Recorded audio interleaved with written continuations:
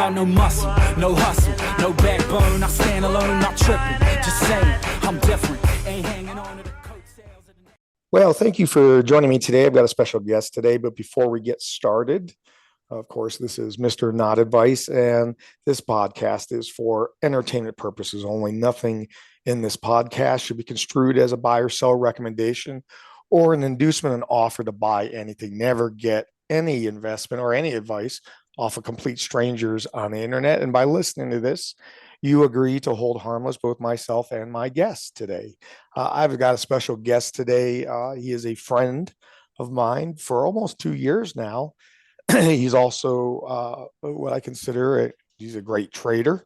But I'd like to welcome, we'll give our Discord name here, JustJake. JustJake, how are you doing today, sir? I'm doing well, boss. Thanks for having me on. I appreciate it. Yeah, well, I thought I asked Jake to be on because Jake and I, knowing each other these past couple of years, we would be on opposite sides of the political spectrum. Neither one of us occupy the fringes, thankfully. But and I thought that it'd be good to have two different views on what Trump is doing. And also not only what Trump is doing, what he's planning on doing. So let's start there, Jake. What do you think thus far? And let's tie this in with tariffs. What do you think thus far Trump's actions, good, bad? How would you score it? What's your opinion? Shit show. Next question. Next question. All right. So I guess this podcast can be very short. Right. Yeah. All right. Yeah. Thanks for having me on. Appreciate it. Yeah. No, I would say, well, I mean, I think shit show actually kind of sums it up as far as that's concerned. Just, I mean, so far, I think Trump's actions with the tariffs, it holds up as about as much shit as a wet toilet tissue does right now. I mean, which is to say none. He keeps flopping back and forth. There's going to be tariffs. There's not going to be tariffs. And was changing there like almost hourly, it seemed like. Let me ask you a question. And thank you for your service. You were in the military. Isn't Yes. Part of what he does is create chaos? And that's part of the way he negotiates? Well, that's almost part of the problem I have with it is okay, it's part of the tariffs is like, oh, it's going to bring in, a record amount of money for us, for the US. It's like, okay, that's great. Then go ahead, do the tariffs, and it's going to move manufacturing jobs. Hey, you don't get tariffs if you just move your manufacturing over here. That's great too. Or is it a bargaining technique where he's using it as leverage, which, like with Canada and Mexico, that's what we saw, where, hey, going to do tariffs unless you do this. Okay, now there's no tariffs. So, okay, so where's the income from that? Where's the, what?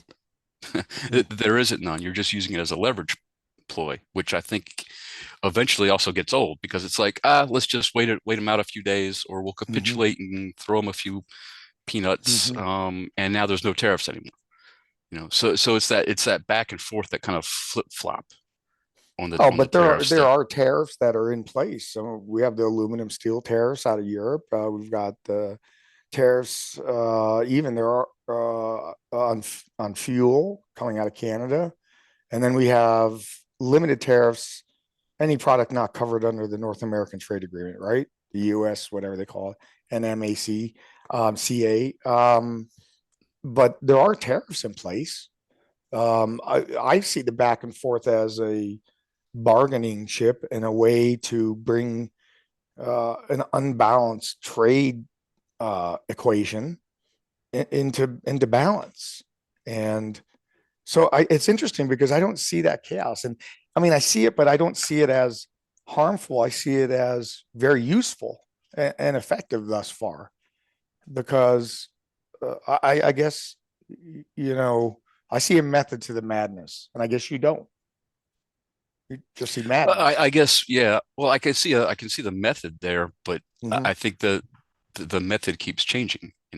Is it going to be, hey, we're going to do these tariffs and the U.S. is going to rake in a lot of money, or is it, I'm going to do these tariffs unless you do X, Y, and Z? you can't really have both at the same time. You're either going to do the tariffs, we're going to bring in U.S. money off of it, which I don't think is that much. I don't think we can generate that much money off tariffs, honestly, not compared to the whole, budget as a whole. I think it's minuscule. Um, or is it going to be, hey, I'm going to throw tariffs on you unless, kind of quid pro quo here, like unless Europe, you need to do this, China, you need to do this. And then we'll, lessen or even make the tariffs go away. But you can't have both at the same time. In the end, it's got to be one or the other. And I think that's where I'm like, I don't. So I mean, this is a good. Let's or segue into this. I mean, what I believe his vision is, and Besant was out over the weekend really talking, and I really was struck by one of his quotes. He said, the American dream is not let them buy flat screens. Effectively talking how that we're a consumption society and economy. And unfortunately, what's gotten, that's problem number one. What's exacerbated that is that too much of our income growth as a country has come through the growth of our government. So it's like that. It's funded through. It's that beast that never stops growing. So I think what he's trying to do, and without going into what we'll close with, is where do we think this is headed? I think he's trying to do multiple things. I think he's trying to reorder the trade deficits. He's trying to force NATO members to spend more. He's trying to use economic threats to bring allies into to heal. I think he is trying to get interest rates to come down, and I do expect there to be stimulus to the economy, and I think that'll hit third or fourth quarter. And I think he's trying to time everything for the midterm elections, and I also think that they feel that they have probably another maybe 4 to maybe 6 months that they can get away blaming it on Biden. So I think he's trying to do a massive, let me say this last comment. I read a great article and it was in Zero Hedge about zero basing. And they were talking about if you imagine Trump's a CEO, comes into a new company. Most CEOs, when they come in, they say, okay, show me the operating budget last 3 years. Okay, it's increased by 3.5% per year. So what do we need to trim? That's how the government's been funded, is they take the baseline of the preceding year generally. Well, that's the problem. And that's what causes this massive growth. So if Musk is successful in zero basing, which is what they're doing now, which is instead of we're going to assume everything that was appropriate last year to spend money on will be appropriate this year, they're saying, no, we're going to say nothing is appropriate except the essentials. Okay. Medicaid, Medicare, Social Security, and everything else has to be proven to us that is necessary and in the best interest of our country. If they're able to accomplish that, I think it will generate organically explosive economy to the top side. So that's what I think he's trying to do. What do you think? So you touched on a few different points there. I would say that, we are a consumer-driven economy. That's just what the U.S. is, for better or for worse. I can't remember what the percentage of GDP is consumer-driven. I want to say it's like over 60%, 68%, something like that. Okay. It's consumer-driven. So, as much as the idealistic view is not flat screens, it is. It is flat screens. And I think he alluded to, it's the American dream about owning a home and having a well-paying job and all these sort of things. And I think that's in a way, it's almost like a nostalgia throwback to, I guess, you could almost call it like the good old days, single single income household type things. Dad went to work, mom stayed at home, raised the kids. White picket fence and all that good stuff like that. Hey, that But was me pre-divorce. so The good old days. the good old days. Oh yeah. Yeah. But I mean, but we are a consumer driven society. That's where a lot of the money comes from, is us spending stuff, and we get cheap stuff from overseas sent to us, and then we buy it, and that drives the economy. So I don't know what the percentage of the federal spending is as far as GDP is concerned. It's nowhere near touching what the consumers are, and that's what I No, worry yeah, about is yeah. that the consumers, as by us as consumers slowing down our spending, that's what's going to hurt Okay, ultimately. And I but think let me. that's why we hear about recession talk and Yes. things like that. I'm not going so far as to say it's we're headed towards a recession. I mean, we just had this really good correction in the market there. Some say it's a correction. We've had some good days here Mhm. recently, trending back up. But and it could just be like a re-leveling of the market a little bit. But uh, but but that does kind of concern me, is that we will be seeing that slowdown in the growth, because of the way they are attacking the federal government and the federal spending and federal employment and everything like this. So Well, that's a little bit of my take on it. okay, so I guess my dream world is that in 25% of our GDP goes through DC. There's the bureaucracy. And the bureaucracy, it's not just an absolute number. It's also the effect of that. We all, you know what I mean, we all know what it is when it comes to regulations and the cost, the sheer cost of just doing business. So if that is reduced, that's accelerates the speed at which a economy is able to grow.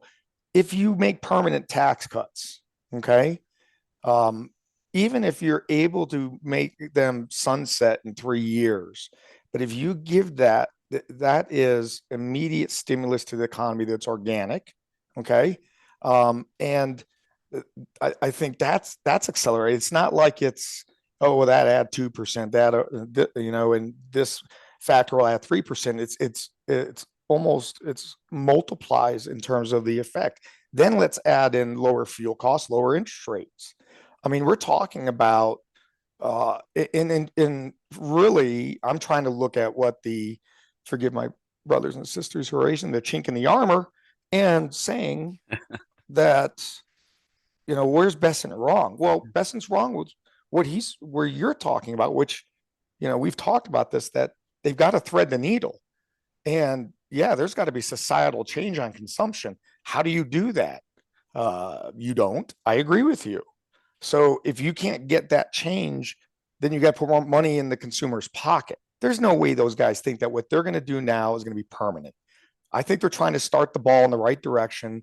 And I do believe, and it's a long time till the midterms, let alone the presidential election. But I do believe that if, not to go off track, the Democrats right now are a shit show. They got to figure out who they're going to fight and how they're going to fight.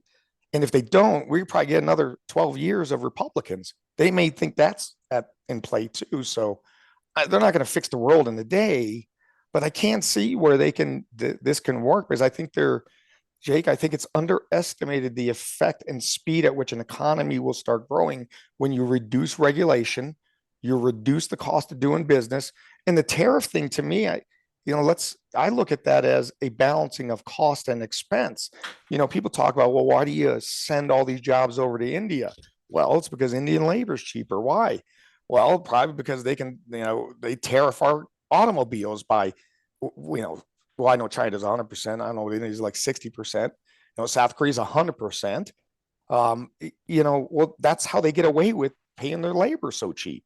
It's not going to rise to our level, but yeah, I think there's a shot. So maybe, I don't know. I'm not Mr. Optimistic either. So maybe I'm being too optimistic. What do you think? Well, I think okay. So we're going to get the lower interest rates, Mhm. which we've already seen. Which I think that's good. I think I think we got spoiled. A lot of us, especially, like from our generation, um, with the lower interest rates. We had granted we had the 2008 meltdown and great financial crisis and all that good stuff like that. But like we got kind of used to like these interest rates being, under Artificially 5%, low. under 4% low. And I think you even mentioned in the Discord the other day that like, yeah, historically though, Mm-hmm. that was abnormally, ridiculously low rates. And that's not something that the American public should come to expect. And that No, but they do. it, right. Well, they do now because we had such Mm-hmm. a long time there, of those just abnormally ridiculously low rates. And I don't think that's necessarily healthy for the economy or good economically. Well, But at the same I'll tell you time, how like they're going what to do Betsy's it doing though, like, longer. I'll tell you how they'll what? do lower rates. Excuse me for interjecting. They're going to No, do go what ahead. Britain does. They're going to stretch those amortizations out to 40 and 50 years. So they won't care about the rates. They'll get your payments down. Oh, right. Well, I think that's one of the great things is like, you get those longer term, I love following that 10-year yield, but you look at the 10 to 30, Mm-hmm. you bring those rates down, as the bond prices go up and the yields go down, and now you can finance some of that longer term US debt at a Mm-hmm. much lower cost to the, you know, Oh yeah, to, yeah. to I the to the forgot. American people. Great And I point. think that's Yeah. great. I think the swing side of that is though we see a lower US dollar, which is also inflationary, um, because we still are a consumer society. So now all of a sudden all those imports that we want to have are going to go up in price because tariffs and just a weaker US dollar. Um, and I think, overall, I'll say I kind of agree with what they're doing. Like I understand the need for it, but it reminds me, like we've mentioned this before in the Discord too. It's like trying to drive a big oil tanker. It's Mm-hmm. it's slow to turn, and I feel that what the administration's doing as a whole right now is they're trying to drive it like a speedboat, and you can't drive it like a speedboat without something breaking. And I think that's what we could end up seeing eventually, something breaking, because they're just going full throttle on this right now. And I think this needs to be a slow, gradual change that needs to occur. It's not Yeah, I don't something that think. you can just Yeah, drop I it don't think they all have the time. without doing it. I Yeah, don't yeah, think they don't. they don't have the time. You know what I mean? They gotta. These guys are running pedal to the metal. I had to temper my own expectations, because I thought, oh my gosh, we get the promised land here. This guy's going to do what he said he's going to do. But there is the reality, like you said, it's like turning a huge oil tanker. I mean, you can you can decide to do it, but it's going to take a while to get it done. I'm just talking about, for lack of a better term, a pivot in momentum, right? I don't, that's what I'm seeing. And a lot of I see what Doge is doing is, I think people are missing the forest for the trees because for once they're mapping out the entire federal payment system. The accounting system has never been mapped out. And, if you don't have it mapped out, guess what? There's going to be purposeful fraud, but there's going to be accidental mistakes. And with the size of the operating budget of the US government, I mean, that's a lot of freaking money. So, and then you factor in, uh, you know, bad actors like, well, all of them, Clintons and all of them. And there's going to be some Republicans, right? They get caught up in this that been bleeding our tax dollars through NGOs. But we're talking about just a massive budget. And the fact that Doge is in there just mapping it, it's going to be very hard to cheat the system, is my point. That in itself. So you talked about debt. Well, okay, how about this? Imagine this scenario, Jake. When nobody paid attention to it in 2023, right after Silicon Valley, when they said we're going to start refinancing the U.S. debt on a short-term basis. Remember that? It was like, what? You don't short-term basis. You're really at credit risk. They must be really confident about rates. Of course, then rates went up, but that'll allow the refi, like you said, that long-term debt at much lower rates. Plus, it pushes that maturity out because a lot of the debt coming due, is forced due this year. And then part of the problem with the interest rates is there's been a tremendous demand because America's fiscal picture has been getting worse every year. So it's been demanding more risk premium. If that reverses, if they're able to convince the bond vigilantes that the US is back on a healthy growth trajectory, then that's another way that yields can drop. And I think that's, one of the things, having seen Musk at an economic forum about 3 weeks ago, where he sort of got schooled. He sort of got an argument with the panel where they said, quite frankly, the bond market doesn't believe you right now, because if they did, interest rates won't be going up.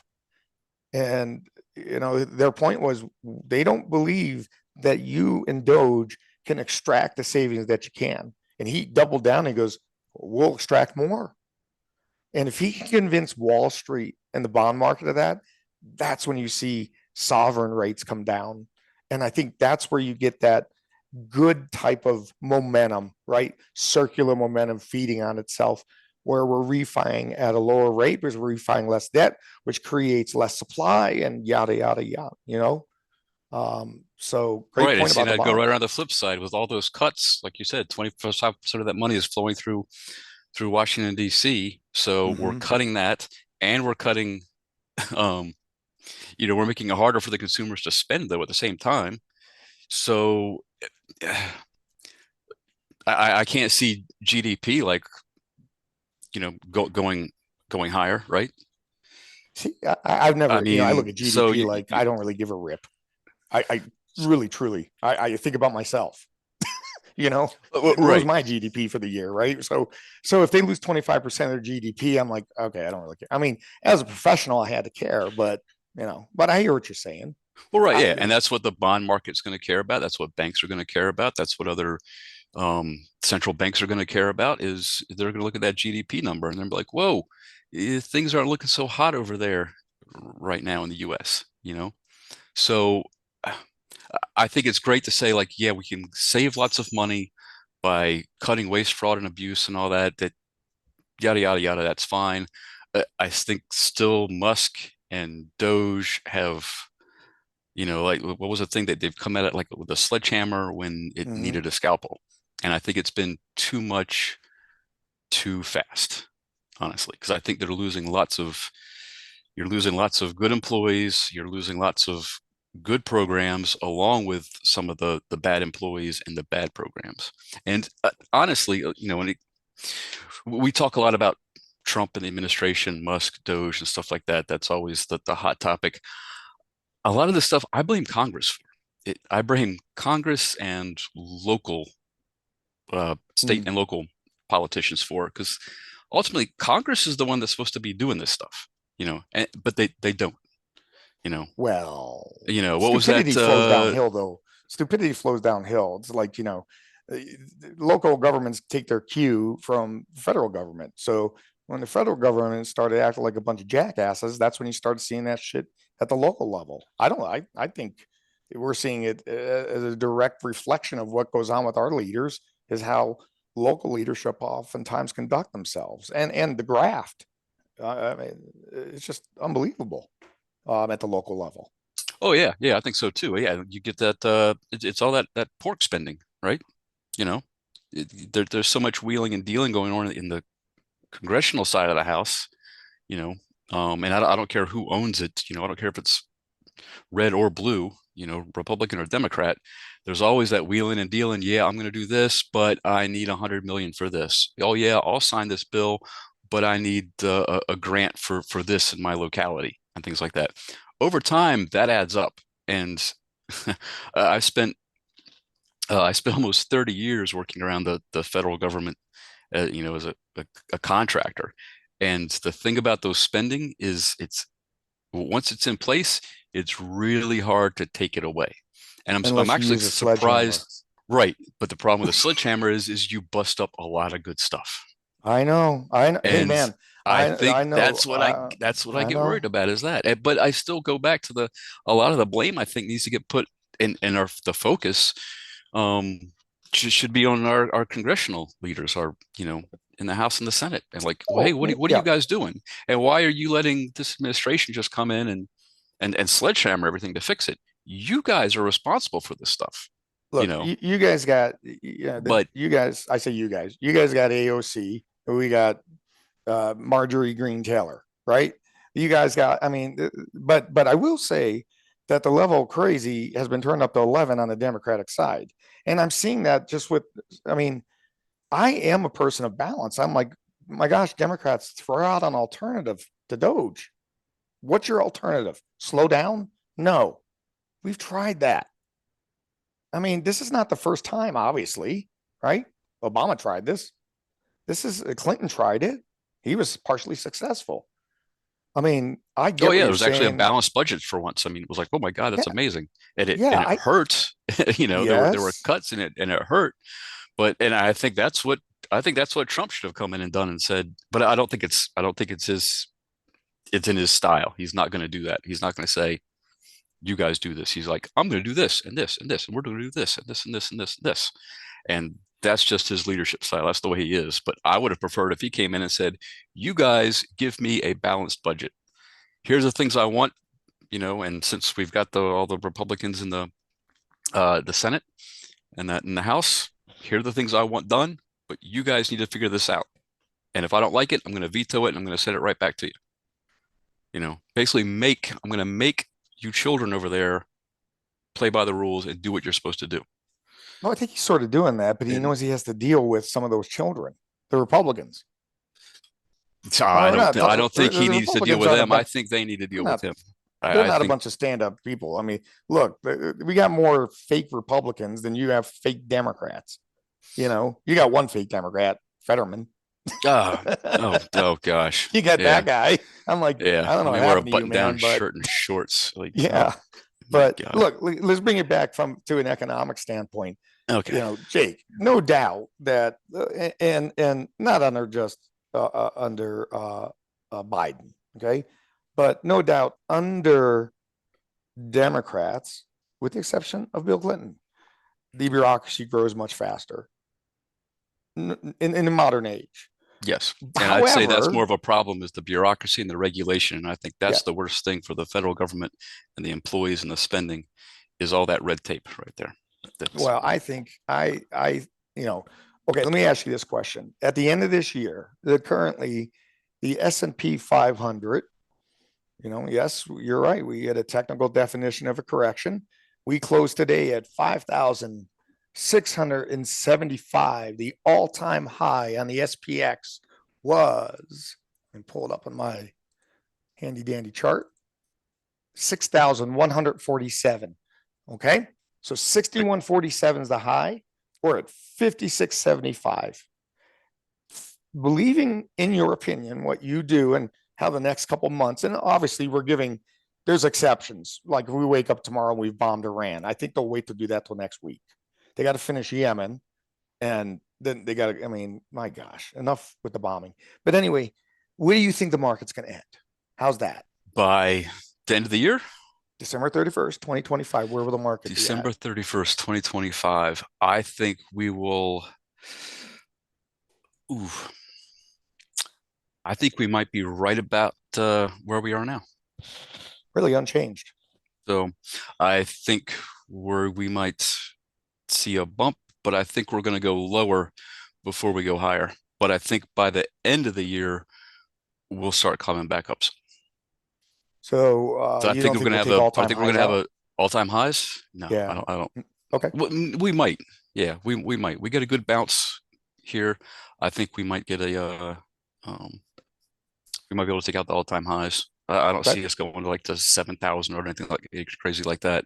But yeah, I can see more short-term or near-term pain involved, I guess, in the markets as we get, because I'm thinking unemployment's going to be an issue. Inflation's still going to be an issue. I think there's going to still be a lot of uncertainty. There's going to be a lot of chaos coming our way, and markets just don't like chaos. It's hard to run a business in chaos because it's like, do I buy this? Do I expand this? Do I not do this? What do I do? I can't tell. And you're seeing like in CapEx spending and stuff like that. It's hard to make future plans and things like that, or hiring people and expanding plants and expanding jobs and bringing new products to the market and all that good stuff like that. But I think in the second half or towards the end of the year, I think a lot of the stuff will get straightened out and we'll see a decent bounce. But Well, as much as I am optimistic about what he's doing, I think I'm fairly similar to you, with one exception. I think that interest rates will come down. I don't know what's going to happen between now and the end of March. That's the period I'm sort of curious about. Or let's call out the April 15th. Typically, the 2 weeks prior to April 15th and then surrounding April 15th, you get retail selling to cover for tax bills. And so I don't know how that's going to be handled. I'm sort of I think Wednesday is going to be sort of a big deal. But I don't think anybody wants to disrupt the market right now, is my point. I don't think Japan does. I don't think he does. I don't think Trump does. And but Trump and Bessent keep saying the same thing over and over again. There's going to be a short-term period of pain. That wasn't it. That 10% down wasn't it. My only question is, can they get the narrative back? Okay. Which, to your point, is going to be, shut the hell up about tariffs, piss or get off the pot, right? Just do it or don't. Yeah. Take Trump's phone away, for God's sake. Just take his phone away. Well, and that's why April 2nd worries me, Jake. He posted this weekend about watch on April 2nd. And I think I commented, like, he said, we're going to take back, the things that have been, a lot of what's been stolen. I'm like, what are you talking about? We're still talking tariffs, right? So I'm blocking, did we have any countries like land taken from America? Is that going to wake up to on April 2nd? Is that the good old Panama Canal? Well, he's asked the military, but anyway, the volatility, I just wonder if he can get the narrative back. I see us, I think there's going to be a blow off top. I do, but I think that we are going to, unless he's able to engineer interest rates coming down by the third quarter of this year, end of third quarter, I think the market's going to end. Where are we at? 56. Oh, I think we'll be lucky if we close above 5,000 at the end of the year. Unfortunately, it's a really bummer. You think it's below 5,000? Oh, I think there's going to be excitement and euphoria. I think interest rates come down if there's any stimulus that comes out. The hard part that he needs a recession, he needs a crash that would make their jobs a lot easier, right? For lower interest rates and stimulus. And so, there's that part of me that they're sort of communicating that.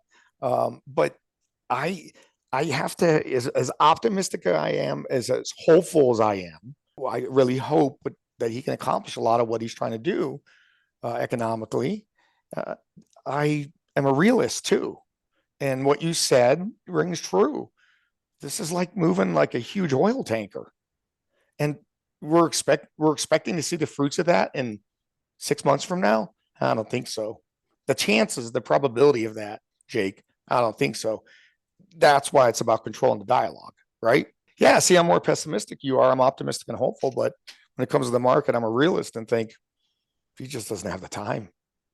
He's got to get, that's the only thing, to control the narrative, because people are not going to stop spending money on shit, right? Right. Yeah. That's not going to happen. We're going to keep, we'll keep on spending. It might be slower, and depending how the employment stuff looks, there might be fewer people with jobs to spend money as well. So, well, I think unemployment's going to spike. I don't see how, when you're talking about laying off the significant layoffs at the largest employer in the country, I think that it's going to affect the national unemployment index. Also, there's the ancillary. It's not just the federal employees; it's all the, all the programs and all the federal funding. I've seen a couple colleges laying off, 100,000 or 1,000 or 2,000, mostly staff. Probably people should have been laid off, but that's not the point. They still need a job, though. Oh, right, yeah. Well, and to your point,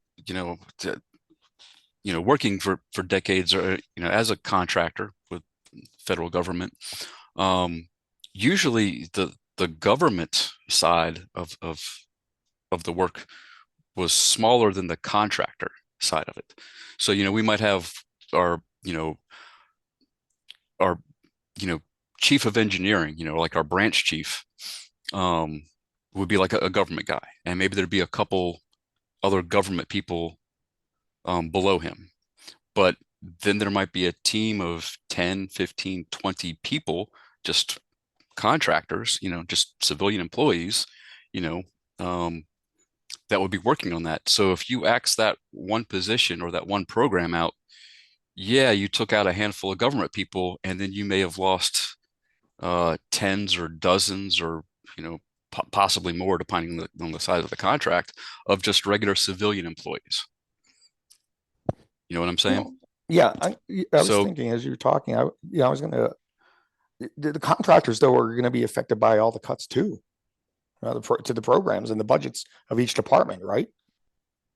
right, exactly. So yeah, I mean, you look at, say, and I don't know any numbers offhand, but like USAID, okay, you lost all those government employees.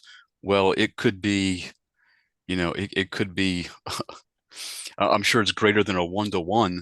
It could be 5-to-1, 10-to-1 of just regular civilian employees that also have just lost their jobs because of that. Unfortunately, at a 45,000 level view from a country's economic future, the way we were doing it was not going to last. We could not continue to allow the bureaucracy to grow. And I would, I would 100% agree with you there. It was, and we've talked about that before in the Discord. It's broken. The system is broken. And I think, that's one of the things we do agree on, is like, this is not, well, and you just look at the deficit and the spending. It's not, you can't maintain it. It is not something you can maintain year after year after year. But I think where we disagree is more the way they go about it. You can maintain it if you have a working class that continues to allow themselves to be taxed to infinity. Then you can maintain it, right? I mean, truly. Well, that's true too, right? Yeah, that's always true too. I mean, yeah. Look what they're paying for gas over in Europe. Right. I think one of our members was talking about, what was it, like a one? He's paying €169 or something like that. But that's per liter. Per liter. Multiply that times, what is it? 3.8 liters to the gallon. And I only know that because it says that on top of a lot of urinals. Actually, if you look at the urinals, you go to the bathroom, it actually says 3.8 liters. Who fills up a urinal with 3.8 liters? It's all that healthy water flush, low flow type systems. Europeans have a lot to piss their pants about. Hey, you know what? We're actually still recording, so I'm going to ask. I'm sorry, listeners. Let me ask you this: parting thoughts. And I'm going to, if you don't mind, I'm going to start off and I'll let you close us out. And here's what I'm going to offer to you. Okay. I think that what we just said, something had to be done. Okay. So there is part of me that says, anybody criticizes what they're doing now, I'm like, really? At least they're doing something. Now to criticize it like I'm like, okay, a scalpel. I understand what you're saying. How big of a scalpel? Like, even there, you have to make a distinction. There's still going to be innocent victims, consequences. You know what I mean? And so, and one final point, if you don't decide to turn around that ship, that oil tanker, quickly, and you take your time, it's going to take even longer to turn it. So my closing thought is, yeah, they need to use a sledgehammer. Unfortunately, it's gotten that bad. Mr. Jake, thank you for joining me today. And would you like to offer some wisdom? And other than that 3.2 liter urinals in Europe, and it's 3.8 liters. Yeah, 3.8 liters. 3.8 liters to the gallon. Yeah, that's. Oof. I can see the Irish doing that. Anyway, the Irish. St. Patrick's Day today. Oh yes, that's right. Happy St. Patrick's Day. Happy St. Patrick's Day. I think, and that's one of those areas that we agree on. Something had to happen, and to your point, at least they're doing something, because what was happening before was just a lot of the same old, and that was not working, and I don't think it was maintainable. But yeah, at least they're doing something is true. I don't like the way they're going about it. I think, you mentioned threading the needle. I think they're trying to fit a fire hose through a needle. Like, it's not not going to happen. But you're right. They did need to turn the ship around. That had to happen. Maybe they should have brought in some tugboats to do it. Versus no, they pissed all speedboats. them off. Canada's tugboat went home. France wants their tugboat back. Sorry, go ahead. That's true, right? Yeah. All the boats turned around. Yeah, They're they like, turn nope. around. Yeah, Ukraine wants to know when we're gonna send them more tugboats. Right. But It's like the meme, where we're in the burning room over here. It's like everything's fine, and they're like looking at it like, nope, turn the ship around. Like, nope, we're taking our tug home. We're like, here, take some tariffs with you on your way back. But so yeah, again, I would say that's that's we're in agreement, is that something needed to get done. I think where we disagree is the way they're going about it. I think they could have done more of a scalpel. I think they could have been like, line item to this stuff. And I think that's what those should have done, is like, okay, let's go line by line. Do we need this? No, we don't. Do we need this? Maybe. Put it on the back burner. Do we need this? Yes. And gone by that. And I think they just kind of came in and just tossed some, a hand grenade into it and said, boom, all right, next. And anything that crawls out is like, okay, well, you get to stick around. You survived. And right, yeah, you survived another day. But I am surprised on your pessimism over the rural market. Yeah. But it's not much different than mine. I don't think we're gonna have a great year here. Sorry, Tom Lee. And also, I just want to throw out that my idea was that a lot of the supply chain issues could be solved if we got Ohio drivers off the road. Yeah, what's the deal with Ohio drivers? They're just bad drivers? They are. I don't know how many times I've seen backups on beltways, on interstates, even on local roads. And it's Really, like, Ohio? oh, what the heck? And it's like, you look and it's an Ohio license plate. So yeah, I don't know what's going on there. I'm sorry, GC. Yeah. I remember GC from the great state. I think actually wonderful sports teams, but in the world are in Florida. See, and that was my next thing. Yeah. I was actually going to say that. It's like, oh man, I bet that's a Florida driver. Oh, nope, it's Ohio. Yeah. But if it's not an Ohio plate, it is a Florida plate. So, or you just got stuck behind a woman driver. Again, we agree. That could be it. Oh my gosh, a woman Asian driver from Ohio would be the worst. Oh my gosh, can you imagine? Now, listeners, just so you know, I happen to be sort of Asian, so 100% sort of Asian, so I can sort of get away with it. Anyway, hey, thanks for coming on. And I think the next time I have you on, I'm going to lay out the evidence for Pizzagate and how it's directly tied to the Pfizer board of directors.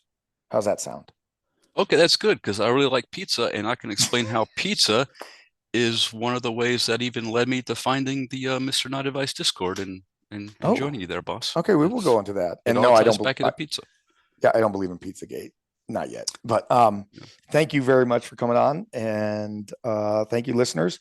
And I did plan on having Mr. Rees on, but he's been under the weather, so I hope he's okay with me sharing that. But we will catch up with NFX and EOSC. And Jake and I are pretty much on the same page, so when it comes to that. So, but thank you, listeners, and we'll see you next time.